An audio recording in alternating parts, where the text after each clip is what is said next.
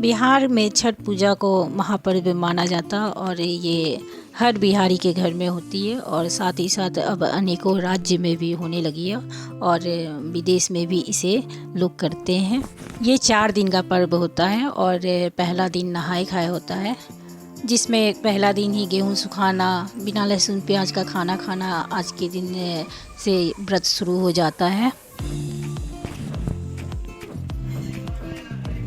दूसरे दिन को खरना बोला जाता है, जिसकी तैयारी सुबह से ही शुरू हो जाती है। सबसे पहले बर्तन की सफाई होती है, जो कि साल भर में एक बार निकलता है। इसके साथ ही आम की लकड़ी को भी धो के सुखा लिया जाता है, क्योंकि खरना का सारा खाना इसी पे चूल्हे पे बनता है। दूसरे दिन खरना के दिन शाम से ही पूजा शुरू हो जाती है, जिसमें चूल्हे पे ही खीर बनता है। पानी के साथ मीठा और साठी के चावल के साथ ये खीर बनता है और यही पूजा में चढ़ता है। अब मैंने चूल्हा जलाना शुरू कर दिया। अब इसमें जो पहला चीज़ बनता है वो है रसियाव, जो कि साठी के चावल, मीठा और पानी पे ही बनता है। मैंने एक भगोने में पानी रखा है और साथ ही साथ अब इसमें मीठा डाल दूँगी।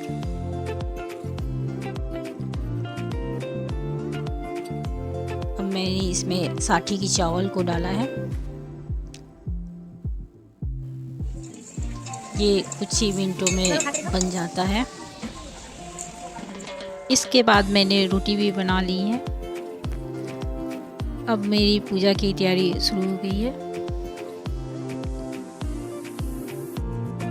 इसके बाद मैंने खुद अब तैयार होना शुरू कर दिया। आज के दिन कॉटन साड़ी से ही पूजा शुरू किया जाता है और खरना के समय बहुत ही सादगी के साथ ही पूजा में बैठना चाहिए। मैंने न बाल बांधा है और न ही कोई मेकअप या क्रीम लगाया है। आज के दिन मेरे यहाँ ऐसे ही पूजा होता है। पूजा के समय घर के सभी सदस्य पास में ही रह के प्रणाम करते हैं। इस समय औरतें एक दूसरे को सिंदूर लगाती और जो जेंट्स रहते हैं उनको तिलक लगाया जाता है। ये तो हुई मेरी खरना की तैयारी। उसके बाद बारी आती है ठेकुआ बनाने की, जो कि आधी रात में ही हम लोग शुरू करते हैं। ये हर घर में रात में ही बनाया जाता है। अर्घा पर चढ़ाने वाले जो ठेकुआ होते हैं वो मीठा और आटे से ही बने रहते हैं। गेहूं के आटे से बनाया जाता है इसे और चूल्हे पे ही बनता है। आप अगर मेरे चैनल पे नए हैं तो आप मेरे चैनल को सब्सक्राइब करें, लाइक करें और कमेंट करके बताएं कि मेरी ये वीडियो आपको कैसी लगी। उसके बाद आती है तीसरा दिन, जो कि संझा अर्घ देने का होता है।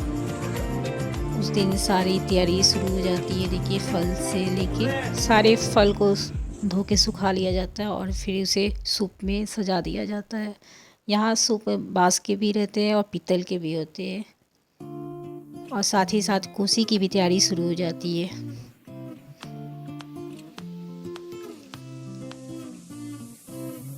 शाम के समय की तैयारी 16 श्रृंगार करके अर्घ दिया जाता है। अब मैंने अपनी तैयारी शुरू कर दी।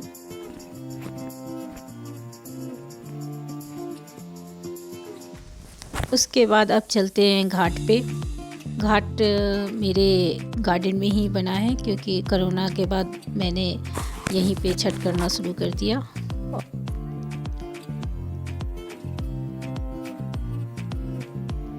अब मैंने शाम के समय भी अर्घ देना शुरू किया। शाम के समय भी अर्घ देना पड़ता है और साथ ही साथ सूर्यदेव को प्रणाम करके अपना पूजा प्रारंभ किया जाता है।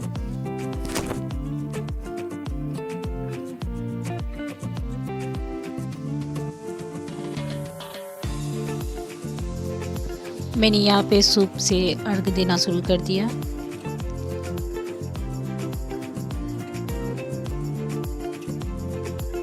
सारे सूप से ऐसे ही अर्घ दिया जाता है और फिर सुहागन को सिंदूर लगाया जाता है।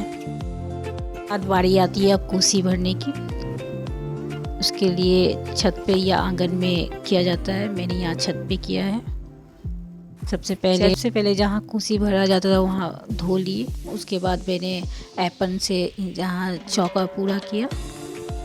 चौका के पूरा करने के लिए गेहूं का आटे में हल्दी डाल के चौका पूरन किया जाता है।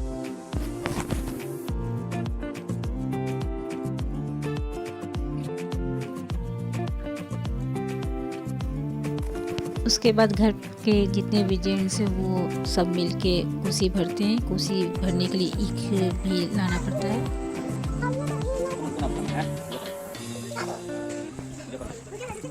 और ये यहाँ छत पे कुशी भरने के बाद फिर रात के समय घाट पे भी जाके कुशी भरा जाता है।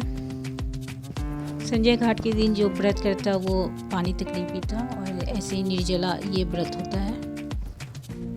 और आती है सुबह की बारी। सुबह 4 बजे फिर भोर से ये पूजा शुरू हो जाता है। इस दिन भी अर्घ्य दिया जाता है, सूर्य देव को अर्घ्य दिया जाता है।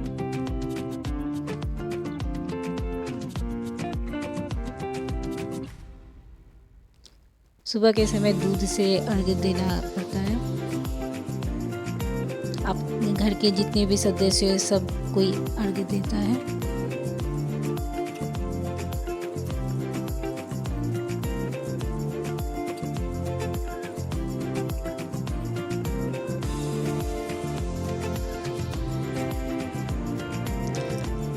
उसके बाद हवन करते हैं। अब मेरा पूजा सफल हो गया। यहाँ पे पूजा समाप्त होने के बाद अब घर को निकलते हैं। घर जाके अपना व्रत तोड़ते हैं। गर्म पानी और तुलसी से व्रत तोड़ा जाता है और साथ ही साथ पारण किया जाता है।